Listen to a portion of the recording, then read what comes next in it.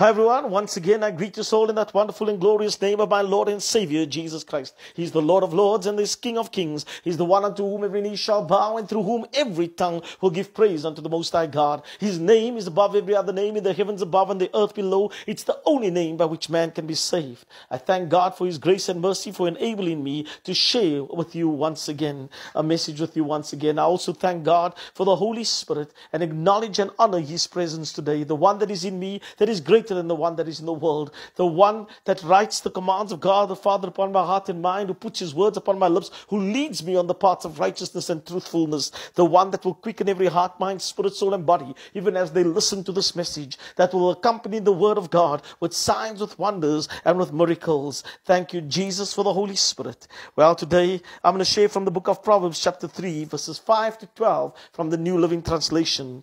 Proverbs chapter 3, verses 5 to 12 from the New Living Translation. And it reads as follows: Trust in the Lord with all your heart. Do not depend on your own understanding. Seek His will in all you do, and He will show you which path to take. Don't be impressed with your own wisdom. Instead, fear the Lord and turn away from evil. Then you will have healing for your body and strength for your bones. Honor the Lord with your wealth and with the best part of everything you produce. Then He will fill your barns with grain and your vats will overflow with good wine. My child, do not reject the Lord's discipline and don't be upset when He corrects you. For the Lord corrects those He loves, just as the Father corrects a child in whom He delights. Proverbs 3, 5 to 12 in the New Living Translation. The word trust is defined in the Oxford Dictionary as a firm belief in the reliability, the truth, or the ability of someone or something. Whether we like it or not, we all have to trust someone at some point. I've often heard people say, sorry, I don't trust anyone. But the reality of it is they do, whether they realize it or not. If they board an airplane, they're trusting that the airline company had that plane serviced and maintained. And they're trusting the pilot to get them to their destination. If they go to a doctor and they're ill and he prescribes medication and they go and buy it and take it, they've just placed their trust in the doctor. If they drop their kids off at school, they're trusting the teachers with the children's safety and education. If you're employed or you're entrusting your employer to pay you your salary. So by now you get the picture that we all have to trust someone at some point. There are many people who have misplaced trust. They will trust someone or something above God. For example, they will trust in their own ability for their health because they eat healthy and exercise religiously. Now, we should all watch what we eat and exercise and be responsible as our bodies are the temple of God. In 1 Corinthians 6:19, it says that, unfortunately, some of us aren't so disciplined. Or they trust in their own ability to provide for themselves and their families because they are educated and have obtained the necessary skills in a field of expertise. Again, education is very important. It makes life easier. The Bible even states that we should study to show ourselves approved in 2 Timothy 2:15. Others are dependent on their wealth. It enables them to live comfortable lifestyles. It affords them the good health care and to provide the best education for the kids. After all, the Bible does state money is the answer to everything. Ecclesiastes 10:19. My friends, God is not against us having money. He is against money having us. As the saying goes, money makes a great servant but a lousy master. If money controls you, then you have a problem. The Bible states that God delights in the prosperity of His servants in Psalm 35 verse 27, and that God's blessings brings wealth in Proverbs 10:22. Others have unwavering trust in other human beings, their bosses, their religious leaders, doctors or partners. Whatever they say goes. Just as, to be clear, it's good to be self-confident, to be disciplined, proud of your accomplishments, to be skilled, and to have trust in people. However, if your trust is in anything but God, you will be disappointed. We don't have to look back very far.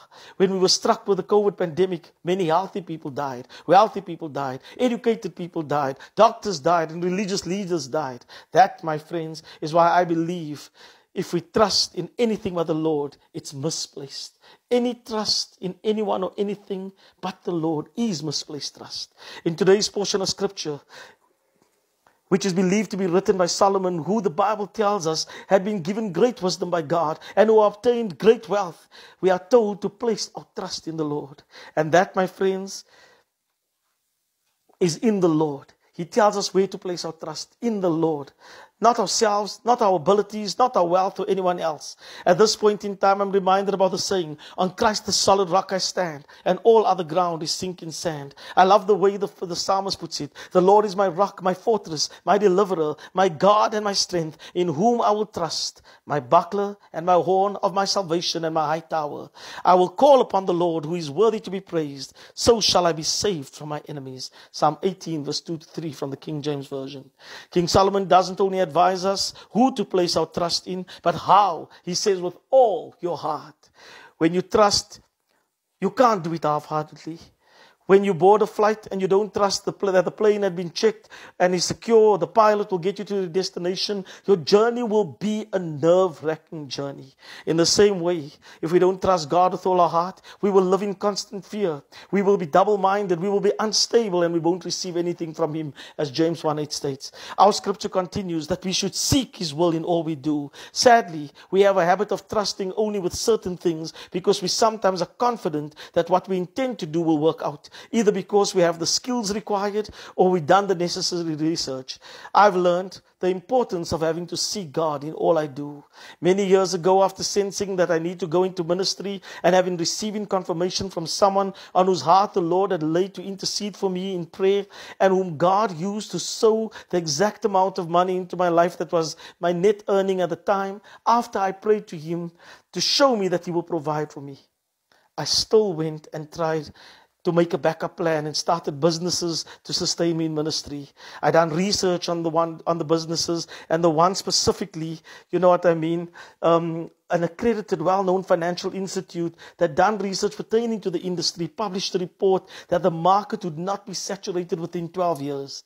And that was a fact, as that specific market is still not saturated 14 years later. It was to do with water and air purification and alternate energy solutions. So as far as I was concerned, I didn't have to pray about it. Neither did I bother to consult God regarding partners for the business, as I had already decided on people that I knew to be trustworthy and who had the ability to make the business work a success. So well, not only did the business not succeed, my relationships with people dear to my heart was affected. My friends, a great idea is not necessarily a God idea or God's plan for you. I didn't fully trust God for my provision, and it cost me financially, emotionally, and I disappointed people close to my heart by my behavior. Saying sorry, even if you mean it, can't always repair everything. Once words leave your mouth, you can't take it back. And your relationships with people is never the same once you've hurt them. That's the consequences of not fully trusting the Lord. The good thing about God is He's merciful and gracious. And even though He will correct and chastise us, as today's scripture states, if we don't despise His correction, we will see restoration.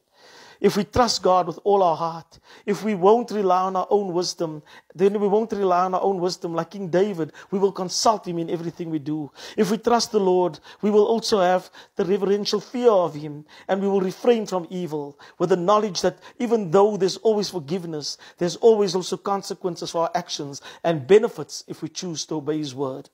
In today's scripture, we receive the promise of good health and strength if we receive reverence. If we reverence the Lord and turn away from evil, if we fully trust Him we will not disobey Him, because we will believe in His promises. If we trust God, we will also honor Him with our wealth and give Him the best of not what's left, because we will understand that everything we have belongs to Him, and we have it because of His grace and not our abilities.